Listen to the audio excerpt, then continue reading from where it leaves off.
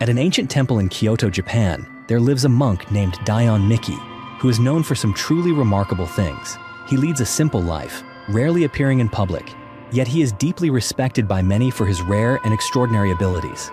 Among them is the ability to foresee major events before they unfold. His prophecies are often rooted in Buddhist philosophy, yet they carry warnings so profound that they leave listeners quietly unsettled. According to Monk Miki, the year 2025 will be a critical turning point for humanity.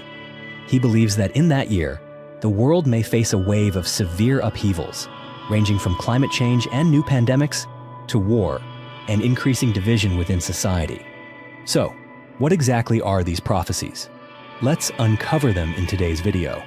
But first, you'll have incredible luck if you like and subscribe before this video ends.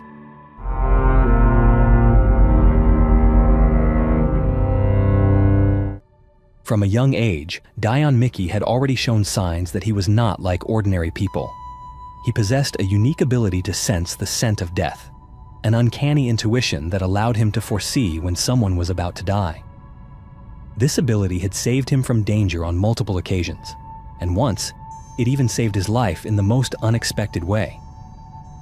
In 1993, while still a student of Buddhist studies at Ryukoku University, Miki often carried a camera with him, taking strolls and capturing everyday moments on film.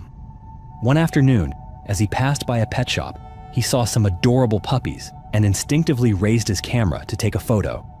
Unexpectedly, the shop owner came out and stopped him. After Miki apologized, the owner invited him inside for coffee. He laid out 8 cans of coffee and let Miki choose one. Miki drank the can he selected and then left.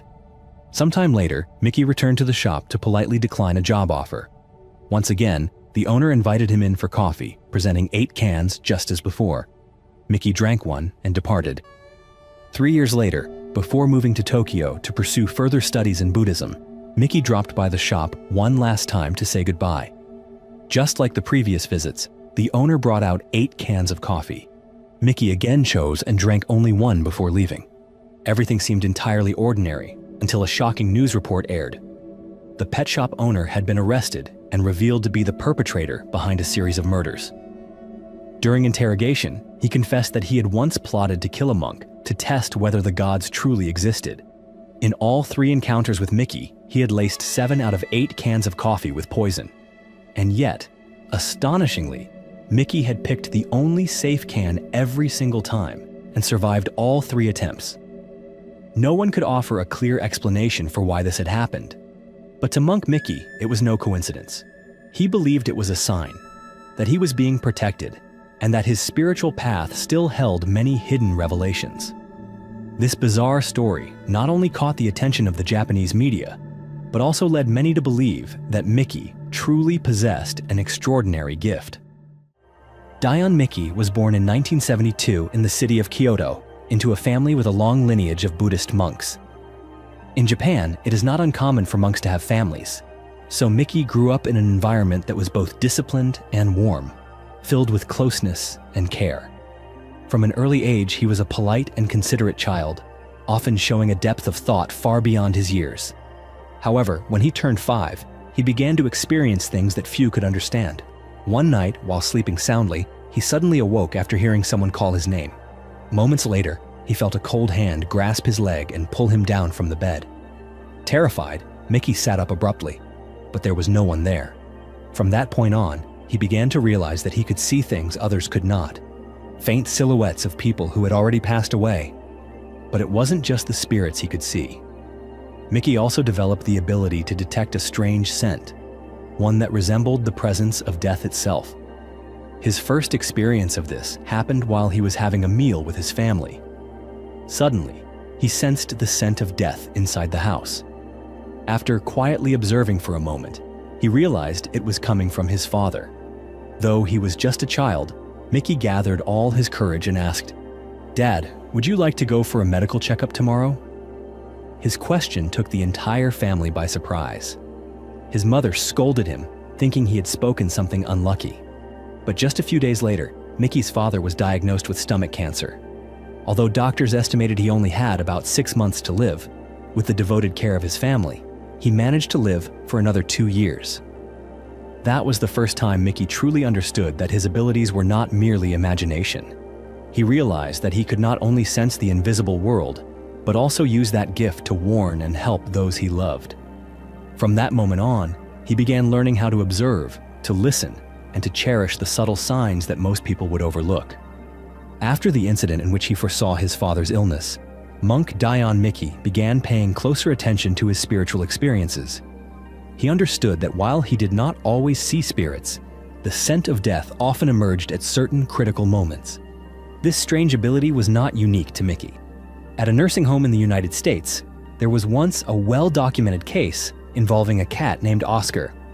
Normally, Oscar avoided human contact. But if he suddenly came to lie beside a particular patient and appeared unusually affectionate, it almost certainly meant that person would pass away within 24 hours. Nurses recorded that Oscar had predicted the deaths of at least 25 individuals.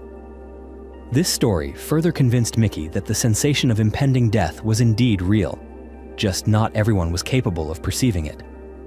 On another occasion, while browsing in an old bookstore, Mickey suddenly detected the unmistakable scent of death. After surveying the surroundings, he identified that the smell was coming from an elderly man standing near a bookshelf. Mickey hesitated, unsure whether to say anything. After all, telling a complete stranger that they might soon die was an incredibly delicate matter. As he was still contemplating what to do, the old man approached him and asked, "What are you looking at, young man?" Summoning his courage, Mickey replied gently, "Your face looks a little tired. I think you should consider seeing a doctor." The old man looked slightly surprised, then smiled and responded, "Thank you for your concern, but I don't need to go anymore." And with that, he disappeared. Mickey stood stunned, realizing that the man he had just spoken to might no longer have been among the living. He believed that the old man's spirit had lingered in the bookstore for a brief time, and that it was the scent of death that had allowed him to sense that presence. From a Buddhist perspective, Mickey explained that when a person dies, their soul does not immediately leave this world. Instead, it lingers for a period of 49 days, a transitional stage during which the spirit undergoes its final trials before moving on to a new existence in the cycle of reincarnation. According to Mickey, it is perhaps during this window of time that certain souls remain in familiar places, and individuals with heightened sensitivity, like himself, are able to perceive them. These encounters only deepened Mickey's conviction that life does not end with death. During a trip to India for a Buddhist exchange, monk Dayan Mickey experienced an event he would never forget. It was not only a powerful spiritual encounter, but also the first time he became absolutely convinced that reincarnation was real, not just a concept found in scriptures or theoretical teachings. Upon arriving in the city of Rajgir, one of the 8 sacred sites of Buddhism, Mickey happened to meet an Indian man who could speak Japanese. This man had studied in Japan in his youth and now ran a cattle farm. As they spoke, the farmer shared a strange story about one particular cow at his farm. Whenever he spoke in Japanese, the cow would approach him, and on some occasions, it would even shed tears. Intrigued by the story, Mickey agreed to visit the farm to see it for himself. As soon as they arrived, the farmer raised his voice and called out in Japanese, "A Japanese person has come to visit." Instantly, one cow among the herd ran toward them. Mickey stepped forward, gently asked in Japanese, "Were you Japanese in a past life?" And then something astonishing happened. The cow began to cry and slowly nodded its head. Not only that, it let out soft sounds, almost like it was weeping. The moment left, Mickey stunned. He felt as though he were standing before a sentient being, one that carried the memories of a life long gone. His mind flooded with questions. Where had this person once lived? What had they experienced? Why had they been reborn as a cow? Gazing into the cow's tearful eyes, Mickey softly asked, "Do you still remember your past life?" And once again, the cow nodded. Mickey immediately began chanting the Lotus Sutra on the spot, hoping to bring peace to the cow and help dissolve its karmic suffering. Before leaving, he promised to return the following day. That night, Mickey lay awake, unable to sleep. He understood why so many people did not believe in reincarnation. They had never encountered anything so tangible. But for him, that cow had become living proof. The next morning, the farmer called with news. The cow was showing signs of severe weakness. Mickey rushed back. When he arrived, he found the cow lying in the grass, breathing faintly and clearly without strength. He knelt beside it and gently asked, "Are you okay?" The cow stirred slightly, then gave one final nod. After that, it closed its eyes and passed away. Although Mickey was never able to fully uncover the past life of that soul, he believed what happened was no coincidence. That being had transitioned into another form of life, shaped by the karmic bonds and causes accumulated in its previous existences. In 2005, after many years of spiritual practice, monk Dayan Mickey was officially appointed as the 38th abbot of Rengakuji Temple. This was an ancient temple, originally built in the year 1661. However, by the time he assumed the role, the temple had fallen into serious disrepair. The tiled roof was leaking, many of the Buddha statues were damaged, some even missing limbs. From the very first days, Mickey understood that his most urgent task was to call for donations in order to restore the temple. After an initial round of cleaning, he lay down to rest in a small room behind the main hall. While sleeping, he suddenly had a strange dream. In the dream, he saw a familiar deity walk through the temple gate. It was Daikokutin, a Buddhist god of wealth in Japanese tradition, often regarded as a symbol of fortune and prosperity. But what surprised Mickey was that Daikokutin was dressed in tattered clothes and looked completely different from his usual radiant image. Just before leaving, the god waved at Mickey and said, "Farewell." Then, something fell from Daikokutin's bag. Mickey called out, "You dropped something!" But the deity only turned back, smiled, and said, "That's my gift to you." At that very moment, Mickey suddenly woke up. To his astonishment, he found that he was not in his bed, but kneeling on a sitting cushion in front of the Buddha statue. Though he had experienced many strange things in the past, this was the first time a dream had ever felt so vividly real. The following morning, Mickey decided to thoroughly inspect every corner of the temple. He believed the dream carried a message. When he stepped into the main hall, he discovered a statue tucked away in a hidden corner. It was none other than Daikokutin, badly damaged. Most notably, the bag held by the statue had a torn corner, just like the one he had seen in his dream. That moment convinced Mickey that the dream was not a figment of imagination. Perhaps the deity had truly appeared to deliver a message. After beginning the restoration of Rengakuji Temple, monk Dayan Mickey devoted himself fully to raising funds for the repair of the damaged Buddha statues. However, the donations collected were still very limited, barely enough to restore a small portion of the temple. Mickey felt a deep sense of guilt for not yet being able to repair the statue of Daikokutin, the deity he believed had appeared in his dream with an important message. One morning, a young mother arrived at the temple with her son. She told Mickey that she wanted to donate all of her savings to support the restoration effort. When Mickey asked why, the woman answered sincerely, "I'm a single mother. I work all day and don't have much time for my son. I want to offer this money as a way of creating good fortune for him." Hearing this, Mickey was deeply moved. He thanked her, but gently declined the donation. Yet the mother was adamant about giving the money to the temple. In the end, Mickey accepted her offering, but silently knelt before the statue of Daikokutin to pray. Before the woman left, Mickey offered a simple suggestion, that she try her luck and buy a lottery ticket on the way home. A few days later, the mother returned to the temple in tears. She explained that after leaving the temple, she had followed Mickey's advice and purchased a lottery ticket. The result, she won a prize equal to the exact amount she had donated. Overwhelmed, she said through sobs, "I was planning to donate that money and then take my son's life and my own, because I was too exhausted from life. But your words made me pause. And now, I truly believe Daikokutin is real." But the story did not end there. After winning the lottery, she decided to take her son to eat at a restaurant they had long dreamed of visiting. However, that day the restaurant was closed. Its staff were on vacation. On the way home, she happened to walk past a horse racing betting booth. Normally, she would never pay attention to such things. But for some unknown reason, that day she bought a ticket. This time, the result was even more astonishing. She won a grand prize worth 10 million yen. With the money, she opened a small shop to support herself and her son. And with the remainder, she returned to Rengakuji Temple to make another offering in gratitude to Daikokuten. The story quickly spread throughout the Buddhist community. Many people began visiting the temple, not only to pray for luck, but also to witness firsthand the place where a miracle had taken place. A few days later, the owner of a store specializing in religious artifacts near the temple came to visit Miki. He shared that a customer had recently commissioned a pedestal to hold a Buddha statue, but when the statue was brought in to test the fit, it turned out that the pedestal was too low and didn't match the statue's dimensions. In the end, a new pedestal had to be made, and the old one was left unused.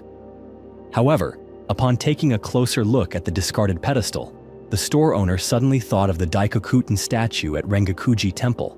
He brought the pedestal to the temple and offered it as a donation. What surprised everyone was that the pedestal fit the Daikokuten statue in the main hall perfectly, without any need for adjustment. Miki knelt quietly before the statue, filled with a deep sense of gratitude for such an uncannily precise coincidence. But the signs did not stop there.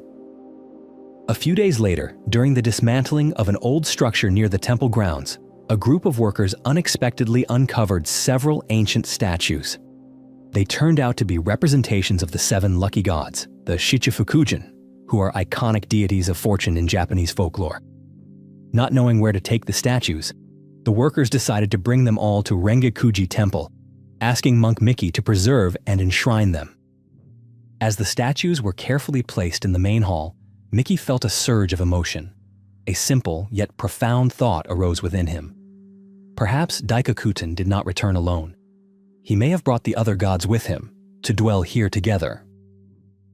Known not only for his spiritual encounters and mysterious dreams, monk Dion Miki has also drawn public attention for his predictions concerning major global events. In a public lecture in 2010, long before he became widely known, Miki shared a warning that surprised many. He stated that beginning in 2010, the world would enter a prolonged cycle of instability, with each decade ushering in increasingly severe phases of turmoil. Miki emphasized that these disasters were not abstract ideas.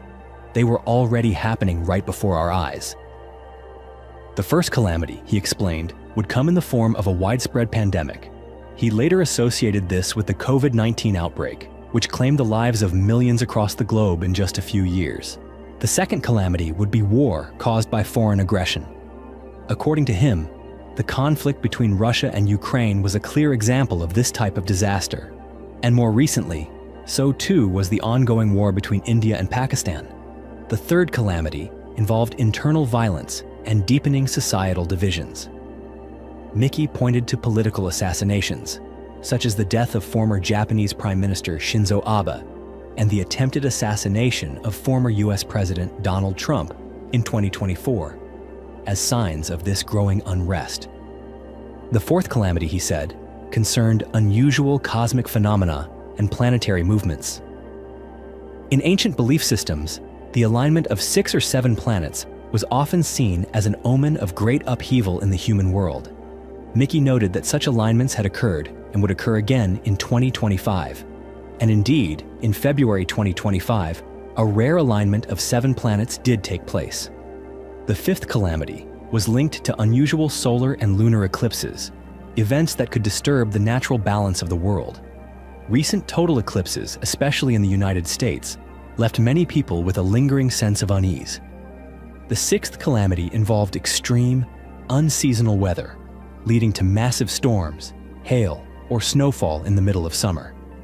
Miki referred to these strange phenomena as unmistakable warnings about climate change. The seventh calamity, he warned, was prolonged drought, which could ruin crops and lead to famine. He expressed concern that, in the near future, the world would face a food crisis if humanity did not change how it used its natural resources. What Miki predicted back in 2010 has gradually come to pass. And what unsettles many is how closely these disasters seem to follow the very order in which he described them. First the pandemic, then war, followed by internal unrest, and now the rise of natural disasters and chaotic weather patterns. In many of his recent lectures, monk Dayan Miki has made it clear that the year 2025 will be a profoundly significant one. To him, it is not merely a moment in the timeline of history, it marks a pivotal turning point, one that could be shaped by a series of major events. Rare astronomical alignments, escalating climate disturbances, geopolitical conflict, and deepening social divides could all occur simultaneously, plunging the world into a state of instability. However, the most important point he wishes to emphasize is this: the future is not set in stone. The future is being shaped by what humanity chooses to do today. Miki warns that if people continue to spread hatred, destroy nature, and live in fear, then calamities will draw ever closer. But if we can stop, reflect, and begin changing ourselves in a positive direction, even the darkest prophecies may never come true. He does not call on people to live in fear. On the contrary, he encourages everyone to keep their hearts pure, live sincerely, and treat one another with kindness. According to him, even small acts of change, when multiplied across individuals, can generate a wave of goodness, powerful enough to help transform the world for the better. Thank you for staying with us until the end of today's story. If Monk Miki's insights have led you to reflect on the future, on how we are living, and how we face the world around us, feel free to share your thoughts in the comments below. And if you'd like to continue joining us on journeys into the realms of spirituality, history, and unsolved mysteries, don't forget to subscribe to the channel and turn on notifications so you won't miss our next video. We'll see you next time.